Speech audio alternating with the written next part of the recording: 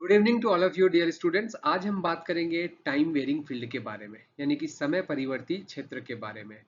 Generally हम इस पर बात करते हैं कि अगर एक हिस्ट्री पर चले तो सबसे पहले ऑस्टेड ने बताया था कि जब कभी भी आप किसी कंडक्टिंग वायर में करंट को फ्लो करते हैं तो क्या होता है कि कंडक्टिंग वायर के चारों ओर इलेक्ट्रिक फील्ड क्रिएट होती है।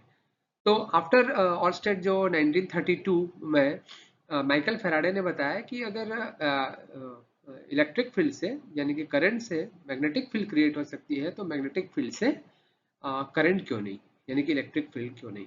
तो ये जो पूरा टाइम वेरिंग फील्ड है वो एक्चुअली माइकल फेराडे का जो इलेक्ट्रोमैग्नेटिक इंडक्शन का लॉ है उसी के आधार पर है, वो पूरा उसी के बेस्ड पर है। हम आज उसकी ही चर्चा यहाँ पर करेंगे कि कैसे वेरिंग मैग्नेटिक फील्ड से करंट क्रिएट होती है या वेरिंग करंट से मैग्नेटिक फील्ड कैसे क्रिएट होता है। सो यहाँ वेरिंग फील्ड्स की बात की गई है जो कि टाइम वेरिंग फील्ड के बारे में हम बात करते हैं। तो चलिए हम चलते हैं, इससे आगे बढ़ते हैं। सबसे पहले हम बेसिक कुछ इंट्रोडक्शंस की बात हम करते हैं। यहाँ वेरिंग फील्ड एक्चुअली होता क्या है। जैसे एक magnetic field exist in A region around a permanent magnet. हम सभी जानते हैं कि एक परमानेंट मैग्नेट है उसके पास जरूर मैग्नेटिक फील्ड होगा, है ना। और एक करंट कैरिंग कंडक्टर, और हमने ये भी पढ़ा है कि एक करंट कैरिंग कंडक्टर वायर है वहां पर भी मैग्नेटिक फील्ड होगा।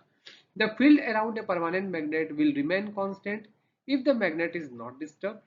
However, if the magnet moved or rotate, the field will be changed with time. The rate of change will be depend on the manner in which the magnet move.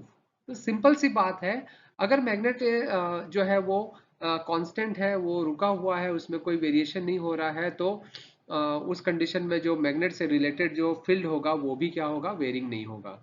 तो यदि magnet move करता है या rotate करता है तो definitely जो field होगी वो भी चेंज होगी विद रिस्पेक्ट टू टाइम, है ना। तो ये जो चेंज है वो डिपेंड करता है कि मूव कैसा हो रहा है, कितना मूव हो रहा है, कितना नहीं हो रहा है ना।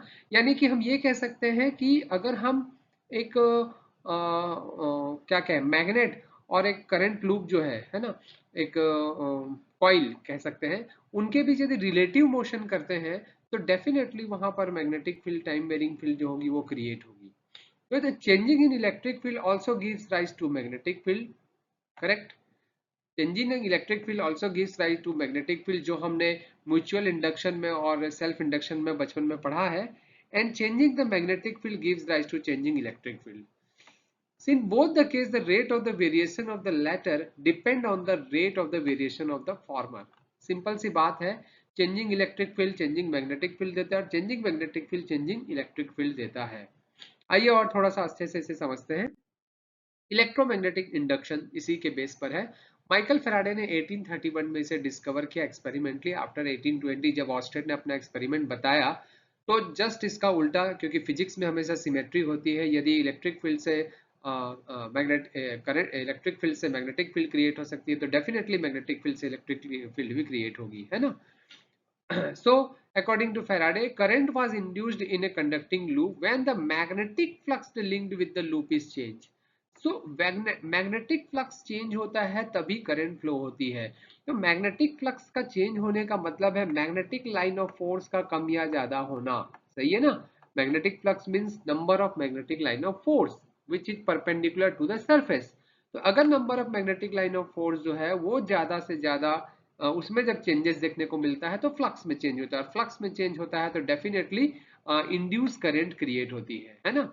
It may result due to any of the following. क्या क्या केस में हो सकती है? Time changing flux, linkage a stationary closed path, relative motion between steady flux और closed path, a combination of the above two case. यानी कि ये तीन केस की हम बात कर रहे हैं कि अगर फ्लक्स जो है वो समय के साथ बदलता है किसी भी क्लोज पाथ पे तो इंड्यूस करंट क्रिएट होती है। यदि रिलेटिव मोशन होता है between steady flux and close path तो भी होगा, या फिर दोनों होता है तब भी हम इस केस में हम देख सकते हैं। थोड़ा सा डायग्राम से मैं इसे और समझाऊंगा। थोड़ा सा डेफिनेशन पे पहले आते हैं। When there is a change in the magnetic flux passing through any of the circuit, an EMF is generated in that circuit, and the current which flow the circuit is known as the induced current, and the EMF is also called the induced EMF. Okay, this lets the till that the change in flux exists. As soon as the change stops, no EMF or no current in induced, this whole phenomena is called electromagnetic induction. Simple से language में हम समझते हैं, जब कभी भी किसी कुंडली या किसी कॉइल से लिंक्ड फ्लक्स में, मैग्नेटिक फ्लक्स में चेंज होता है, तो उस कॉइल में सबसे पहले ईएमएफ जनरेट होता है, क्योंकि करंट डायरेक्ट फ्लो नहीं होती। अगर लूप है या क्लोज्ड लूप है तो उसमें करंट इंड्यूस होती है और उसे हम कहते हैं इंड्यूस करंट, और ये फिनोमिना जो होता है वो कहलाता है इलेक्ट्रोमैग्नेटिक इंडक्शन। करेक्ट। ये इलेक्ट्रोमैग्नेटिक इंडक्शन में तब तक बना रहता है जब तक कि फ्लक्स में चेंजेस होगा। अगर फ्लक्स में चेंज नहीं हुआ, सपोज एक एग्जांपल लेते हैं हम, मान लीजिए कि ये हमारा एक कॉइल है और ये हमारा एक मैग्नेट है। हम समझेंगे इसे, जब मैग्नेट को हम कॉइल के पास लाते हैं तो फ्लक्स में चेंजेस होता है, लेकिन लाते हैं तब चेंज होता है या ले जाते हैं तब चेंज होता है। लेकिन यदि हम ला के इसे यहाँ पर रख दिए तो क्या फ्लक्स में चेंज होगा? नहीं। फ्लक्स तो होगा पर फ्लक्स में चेंजेस नहीं होगा। तो फ्लक्स में चेंज होना चाहिए, दैट मीन्स रिलेटिव मोशन होना चाहिए। ओके, तब फ्लक्स में चेंज होगा। और जब तक रिलेटिव मोशन होगा तब तक चेंज होगा, अदरवाइज उसके बाद अगर वो रुक जाता है मैग्नेट या रिलेटिव मोशन बंद हो जाता है तो फ्लक्स में चेंज नहीं होगा, इलेक्ट्रोमैग्नेटिक इंडक्शन क्रिएट नहीं होगा। ये देखिए फैराडे का एक्सपेरिमेंट हम समझते हैं।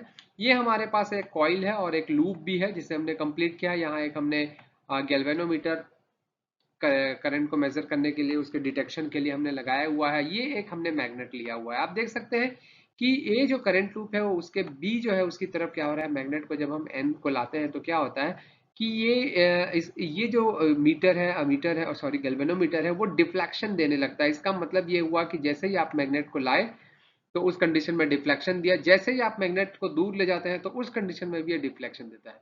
लेकिन जैसे ही हम मैग्नेट को यहाँ पर ला के रख देते हैं तो वो डिफ्लेक्शन देना बंद कर देता है। तो समझ क्या आ रहा है कि देखिए एन से एस यहाँ पर मैग्नेटिक लाइन ऑफ फोर्स है, जैसे ही हम मैग्नेट को पास लाते हैं तो इस कॉइल से लिंक्ड जो फ्लक्स है यानी कि मैग्नेटिक लाइन ऑफ फोर्स है उसमें चेंजेस होता है। कभी ज्यादा मैग्नेटिक लाइन ऑफ फोर्स आगे जाती है, वापस लाते हैं तो कम जाती है। तो ज्यादा और कम का मतलब है कि फ्लक्स में क्या होना, चेंजेस होना। फ्लक्स में चेंज हो रहा है इसलिए इसमें करंट जो जनरेट हो रही है जिसे हम इंड्यूस करंट कहते हैं। अब ये ऑल्सो डिपेंड करता है कि कितने टाइम, मतलब अगर हम स्पीडली लाएं तो करंट ज्यादा होगी, अगर स्पीडली वापस ले जाए तो करंट ज्यादा होगी। ओके, तो डिपेंड करता है कि फ्लक्स में चेंजेस कैसा हो रहा है टाइम के रेस्पेक्ट में। ऑब्जर्वेशन ऑफ एक्सपेरिमेंट, क्या उन्होंने ऑब्जर्व किया? No current is observe when the magnet is at rest. आप देख सकते हैं in or near the coil, अगर कॉइल के पास भी आपने मैग्नेट को रखा तो किसी भी प्रकार की करंट में कोई चेंजेस देखने को नहीं मिलता है ना। अब हम यहाँ पर देखते हैं कि जैसे जैसे हम यहाँ पर आगे बढ़ते हैं, as the magnet approach the coil a current is detected which rise to a peak as the magnet approach the coil centre. The current rapidly change sign with the magnet travel through the center of the coil. The current direction is reverse when the magnet is move in the opposite direction. अभी हमने देखा कि magnet को या तो पास लाए या तो दूर ले जाए, है ना। तो जब मैग्नेट को सेंटर की तरफ लाते हैं तो हम देखते हैं कि जैसे जैसे हम डिस्टेंस को क्या करते हैं, कम करते जाते हैं। ये डिस्टेंस है, ये डिस्टेंस को हम कम कर रहे हैं, तो एक पर्टिकुलर डिस्टेंस पर आने के बाद फ्लक्स में चेंज होता है, जिससे इंड्यूस ईएमएफ देखिए बहुत ज्यादा आपको दिखाई दे रहा है। ये ईएमएफ है ना। इंड्यूस ईएमएफ हाई हो जाता है, फिर जैसे जैसे हम और आगे निकलते जाते हैं तो इंड्यूस ईएमएफ धीरे धीरे कम होता है, क्योंकि फ्लक्स में चेंजेस कम होते जाता है, इलेक्ट्रिक लाइन ऑफ फोर्स कम होते जाती, sorry magnetic line of force कम होते जाती है। फिर एक कंडीशन आती है कि वो दूर हो जाता है, तो वो रुक जाता है। रुकने के कारण वहाँ फ्लक्स फिर क्या हो जाता है, इंड्यूस ईएमएफ जीरो हो जाता है, क्योंकि फ्लक्स जीरो हो जाता है, फ्लक्स में चेंज जीरो हो जाता है। फिर ऑपोजिट डायरेक्शन में, यानी कि जब हम उसे वापस ले जाते हैं मैग्नेट को, तो उस कंडीशन में ऑपोजिट डायरेक्शन में क्या होता है, तेजी से फ्लक्स में चेंजेस होता है, जिसके कारण वहां पर फिर से हमें एक निगेटिव इंड्यूस ईएमएफ मिलता है। दैट मीन्स डिफरेंट डायरेक्शन में इंड्यूस ईएमएफ मिलता है, फिर वो दूर चले जाता है, जिससे फ्लक्स में चेंजेस जीरो हो जाता है। तो ये एक ऑब्जर्वेशन हमको देखने को मिलता है अपना फैराडे के एक्सपेरिमेंट से। रिजल्ट्स ऑफ द एक्सपेरिमेंट क्या हुआ देखिए, जैसे हमने देखा कि लूप करंट फ्लो हो रही है, जब कभी भी आप एन टर्मिनल को लाते हैं तो जो करंट की डायरेक्शन यहाँ पर होती है वो एन टाइप की यहाँ पर जनरेट होती है। That means anti clockwise direction यहाँ पर मूव होती है। जब हम एन को मोशन में रखते हैं तब तो करंट आपका मीटर बताता है ना। जब रेस्ट पे रखते हैं तो यहाँ पर मीटर देखिए गैल्वेनोमीटर जीरो शो कर रहा है। और जब मोशन हम ऑपोजिट करते हैं तो जो करंट की डायरेक्शन है वो जस्ट क्या हो जाती है, ऑपोजिट हो जाती है ना। जब n को पास लाते हैं तो n टाइप की करंट बनती है, और जब s को n को दूर ले जाते हैं तो यहाँ ऑपोजिट यानी कि s टाइप की करंट बनती है ना। आगे इसको हम लेंज के लॉ में भी समझेंगे।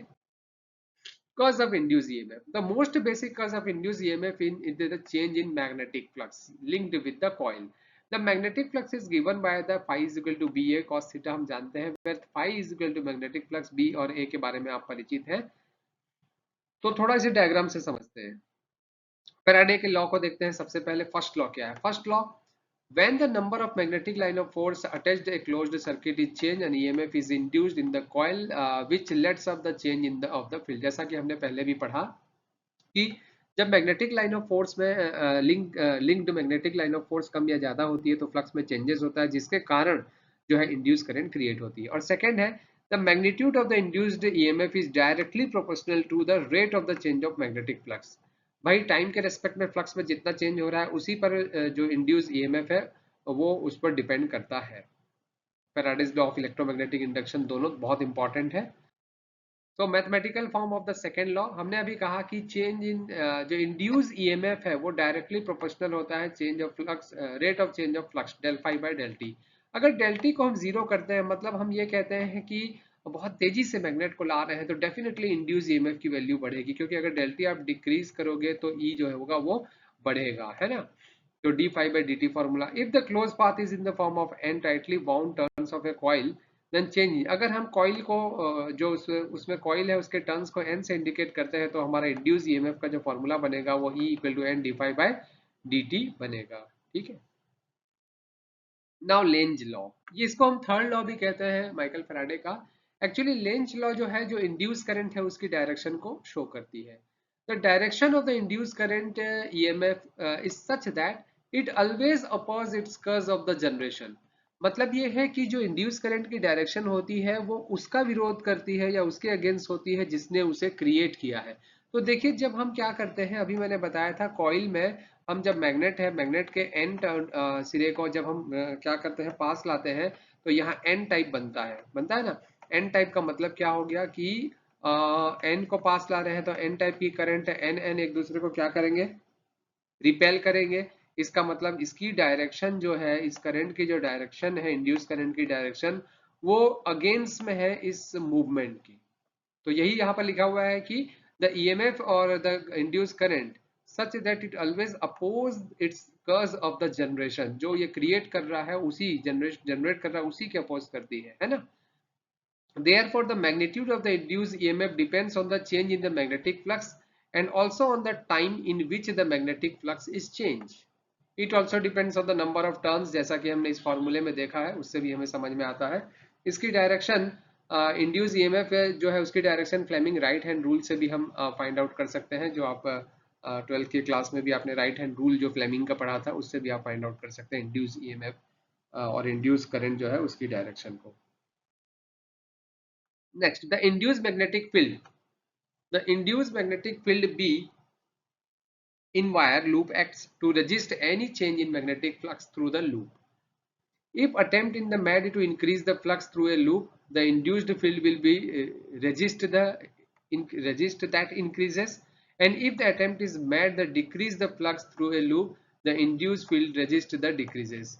मीनिंग जो मैंने पहले भी बताई थी कि जब कभी भी आप n को पास लाते हैं तो उस कंडीशन में n टाइप की करंट होती है, तो वो क्या करती है, रेजिस्ट करती है, रेजिस्ट को इंक्रीज करती है। और जब आप n को दूर ले जाते हो तो उस कंडीशन में s टाइप की करंट इसमें क्रिएट होती है, तो वो भी क्या करती है, रेजिस्ट क्रिएट करती है, यानी कि s टाइप की बनती है, तो वो चाहती है कि वो अट्रैक्ट हो, है ना, और हमेशा। और यहाँ पर n टाइप की बनती है तो वो क्या करती है, रिपेल करती है। तो दोनों ही कंडीशन में ऑपोजिट हमको देखने को मिलता है। Application of Faraday's law. There are number of applications in Faraday law. Electrical equipment like transformer works on the basis of Faraday law. Induction cooker जो होता है, जितने भी आपके इंडक्शन वाले बनते हैं उसमें म्यूचुअल इंडक्शन लगता है which based on the principle of Faraday law by inducing the electromotive force into an electromagnetic flow meter, velocity of the fluid recorded, ये सब में भी हम यूज करते हैं। इलेक्ट्रिक गिटार वगैरह में भी इसका यूज होता है, इलेक्ट्रिक वायलिन में भी इसका यूज होता है। Musical instrument that find an application of Faraday's law. तो ये फैराडेज लॉ के एप्लीकेशन थे। तो आई थिंक आपको वेरिंग इलेक्ट्रिक फील्ड में समझ में आया होगा कि हम जनरली इसमें पढ़ते हैं what is electromagnetic induction. Electric field से मैग्नेटिक फील्ड क्रिएट होती है, मैग्नेटिक फील्ड से इलेक्ट्रिक फील्ड क्रिएट होती है, और फैराडे के जो दो लॉ हैं जिसमें हम समझते हैं कि कैसे एक्सपेरिमेंटली उन्होंने प्रूव किया था कि वेरिंग मैग्नेटिक फील्ड से इलेक्ट्रिक फील्ड क्रिएट की जा सकती है। और उसी का हम एप्लीकेशंस जो है वो ढेर सारे एप्लीकेशंस भी हमने यहाँ पर देखे। और फैराडे का तीसरा नियम जो है उसे हम लेंज का नियम भी कह सकते हैं, और लेंज का लॉ जो है वो भी एक इम्पॉर्टेंट टॉपिक है। तो thank you very much students.